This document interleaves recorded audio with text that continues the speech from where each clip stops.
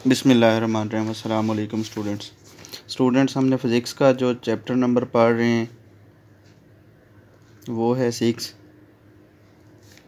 Work and energy.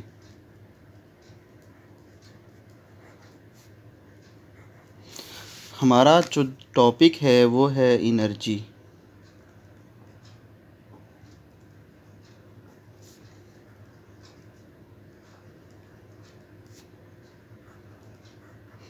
और साथ ही हमने इसके काइनेटिक एनर्जी भी पढ़ लेना है। एनर्जी एक फ़िज़िक्स का या साइंस का एक फंडामेंटल कंसेप्ट है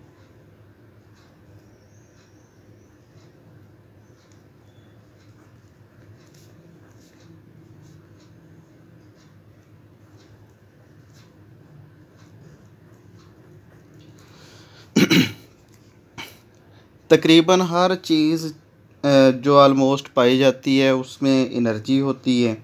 एनर्जी अगर आम सिंपल ज़बान में अगर एनर्जी का हमने कोई इसका लेना है कंसेप्ट लेना है तो किसी बॉडी की जो एनर्जी होगी वो एनर्जी जितना वो काम करने की सलाहियत रखती है वो उसकी एनर्जी होगी। यानी कि कोई बॉडी जितना काम करेगी उसको उसकी एनर्जी के डायरेक्टली प्रोपोर्शनल वो होगी। यानी कि ज़्यादा वो काम करेगी तो उसका एनर्जी ज़्यादा होगी, अगर कम काम करेगी थोड़ा काम करेगी तो एनर्जी थोड़ी होगी। तो एनर्जी की अगर डेफिनेशन देखी जाए तो वो कहता है a body possesses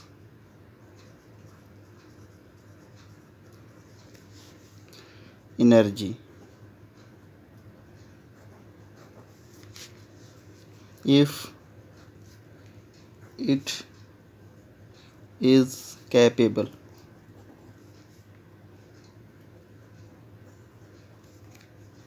to do work। ये हमारी डेफिनेशन है एनर्जी की। यानी कि कोई बॉडी जो एनर्जी रखेगी कितनी एनर्जी रखेगी if it is capable to do work. यानी कि अगर काम करने की जितनी उसकी सलाहियत होगी वो उसकी एनर्जी होगी। अगर दूसरी ज़बान में इसकी सादा ज़बान में अगर डेफिनेशन की जाए the ability of body to do work. Energy is the ये सादा डेफिनेशन कह लो इसको।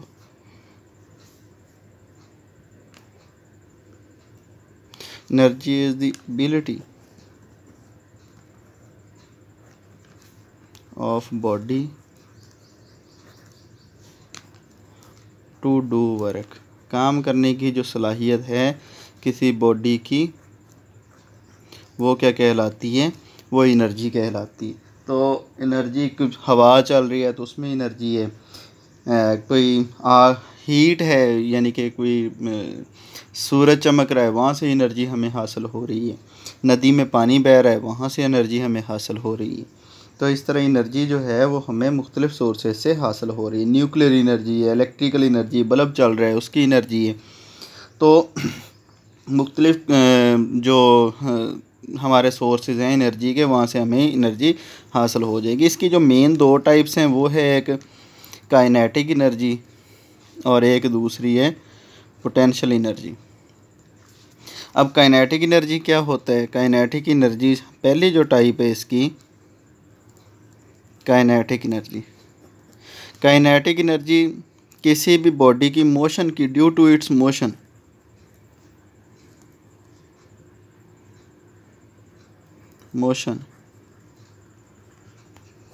हरकत की वजह से एनर्जी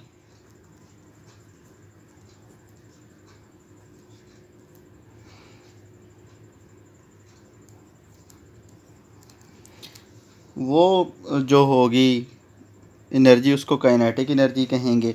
यानी कि कोई हवा चल रही है, विंड ब्लो कर रही है, हवा चल रही है, इसकी एनर्जी काइनेटिक एनर्जी है। कोई दरिया है, रिवर, इसमें बहता हुआ पानी जो है,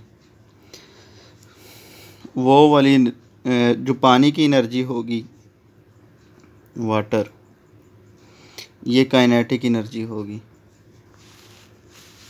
इसके बाद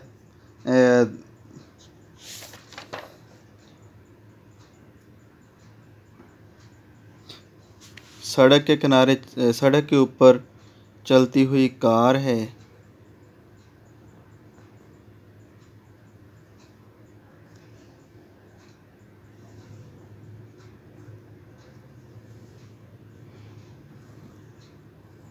सड़क पर चलती हुई ये कार है, कार की जो होगी एनर्जी, वो काइनेटिक एनर्जी होगी।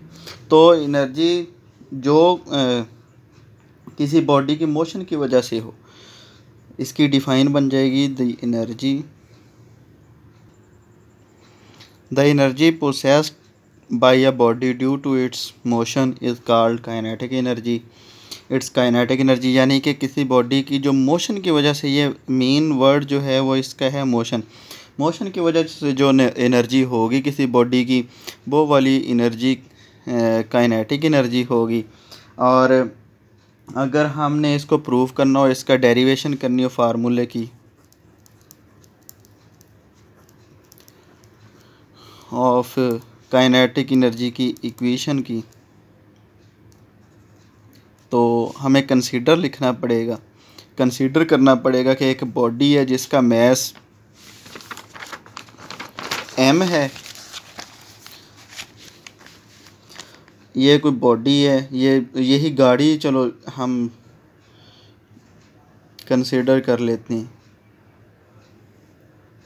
कि ये गाड़ी है, गाड़ी का मैस कितना है, m है, और ये मूव कर रही है वेलोसिटी v से, इसकी वेलोसिटी v है।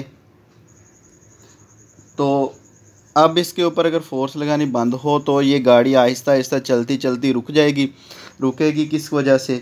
जो इसकी अपोज कर रही है इसको इमोशन को, यानी कि इसकी जो फ्रिक्शन होगी वो इसको रोक देगी। तो फ्रिक्शन की वजह से ये बॉडी जो है वो रुक जाएगी। कितनी देर बाद रुकेगी? ये इस पोजीशन से जाके कहीं दूसरी पोजीशन पर जाके ए पोजीशन से बी पोजीशन पे जाके रुक जाएगी। तो ए पोजीशन से लेके बी पोजीशन तक जो इसने फासला तय किया है उसको हम अगर एस कह दें तो बॉडी की जो काइनेटिक एनर्जी होगी तो यानी कि इसने अपनी मोशन की है तो इसकी जो मोशन होगी उसने वर्क किया है, तो काइनेटिक एनर्जी जो होगी वो इसकी वर्क के बराबर होगी, वर्क डन के बराबर होगी। कितना इसने वर्क किया है उसके बराबर होगी। तो काइनेटिक एनर्जी जो होगी वो हमारे पास, अगर फ़र्ज़ करो इसने वर्क एफ एस किया है, यानी कि वर्क का हमने फार्मूला लिख दिया है एफ एस, कितना भी उसने वर्क किया है वो इस फार्मूले से निकल आएगा, इसके बराबर आ जाएगी। अगर हम लेट कर लें कि इसकी जो इनिशियल स्पीड थी, जो इस इनिशियल स्पीड के साथ जा रही थी वो v थी, यानी कि वी आई इसकी हमने कंसीडर कर लिया कि v है, और सम टाइम के बाद अपोज जब मोशन को किया उसने फ्रिक्शन ने, तो जाके बी पॉइंट पर बॉडी रुक गया था, तो वहाँ पे जाके इसकी V F is equal to हो जाएगी ज़ीरो, चूँकि गाड़ी जाके रुक चुकी है। अब अगर हम न्यूटन का सेकंड लॉ ऑफ मोशन देखें तो वो होता है F is equal to M A, और ए हमारे पास आ जाएगा एफ ओवर एम, लेकिन हमने यहाँ पे माइनस लिखना है, चूँकि गाड़ी जो है वो यहाँ से चलती हुई जाके रुक गई है, तो इसलिए ए नेगेटिव होगा, क्योंकि ए हमारे पास रिटार्डेशन की सूरत में आएगा, नेगेटिव एक्सेलरेशन की सूरत में आएगा, क्योंकि एक्सेलरेशन माइनस हो रहा है। तो इसलिए ए जो है वो हमारे पास यहाँ पे नेगेटिव है, ये बात याद रखना।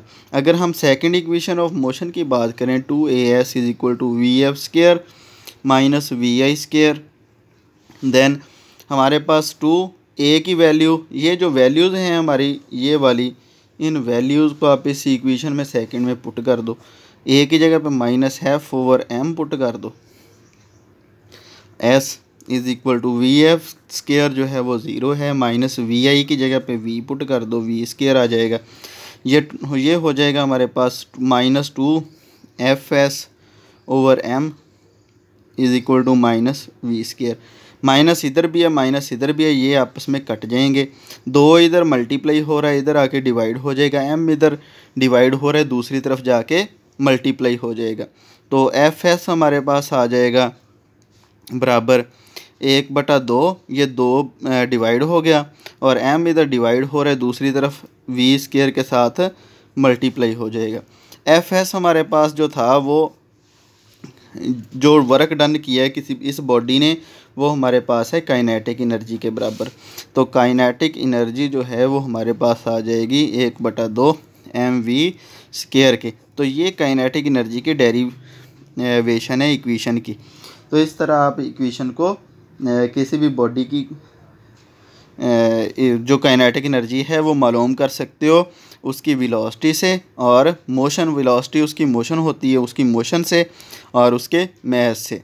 तो ये काइनेटिक एनर्जी आपके पास आ जाएगी। ये छोटा सा टॉपिक था हमारा, आई होप कि आपने अंडरस्टैंड किया होगा। वीडियो अच्छी लगे तो लाइक कीजिएगा और चैनल को सब्सक्राइब कीजिएगा। अल्लाह हाफिज़।